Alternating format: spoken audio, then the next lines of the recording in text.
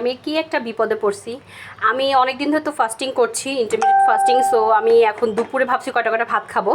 তো সব জায়গাতেই দেখি এই যে লাল চালটা খাচ্ছে যারা ইন্টারমিডিয়েট ফাস্টিং করে, দুপুরে যেহেতু 1 কাপ ভাত খায় তারা, সো সেক্ষেত্রে দেখছি লাল চালটা খাচ্ছে। তো আমি কালকে ওকে ফাইন গেলাম, গিয়ে 1 কেজি চাল কিনে নিয়ে আসছি, কারণ আমি এক কাপ যেহেতু খাবো, একা খাবো, আমার অনেক দিন চলে যাবে। তো 1 কাপ চাল আনছি, ভালো কথা। এনে আমি আমার বোনকে দেখাইছি, আর আমার ভাইয়া মানে আমার বোন জামাই, ভাইয়াও ডায়েট করে, ভাইয়াও ফাস্টিং করে, সো সেও ওই লাল চাল খায়। তো আপা আমাকে দেখাইছে যে ভাইয়া যে চালটা আনছে এটা আমি 70 টাকা কেজি আনছি, ওইটা 130 টাকা কেজি।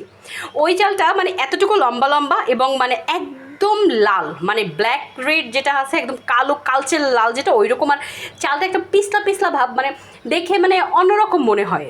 এটা আপু বলছে এইটা হয়েছে আসল মানে ইসের চাল। এখন আমি বুঝতেছি না, আমি যদিও সব জায়গাতেই দেখলাম এইরকম, আর আমি পুরো বাজার ঘুরে এই একই চাল পাইছি, এছাড়া অন্য কোনো চাল পাইনি।